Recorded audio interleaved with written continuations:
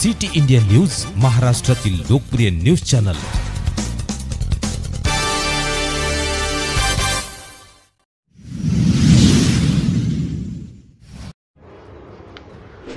बुटीबोरीमध्ये विश्व तंबाखू निषेध दिवस साजरा। वर्ल्ड नो टोबॅको दिवसाच्या निमित्त प्रजापिता ब्रह्माकुमारी ईश्वरीय विश्वविद्यालय बुटीबोरी येथील सेवा केंद्रावर सर्वांना तंबाखूच्या दुष्परिणामाच्या विषयी अवगत करून नशामुक्तीची प्रतिज्ञा सर्वांना करवली। तसेच ध्यानाच्या माध्यमातून सर्व प्रकारच्या नशेपासून मुक्तता करून घेता येईल। यावेळी सर्वांना तणावमुक्त जीवनाच्या टिप्स डॉक्टर निर्मल चेन्ने यांनी सर्वांना दिल्या। तसेच मोबाईलचे दुष्परिणाम याविषयी सर्वांना जागृत केलं।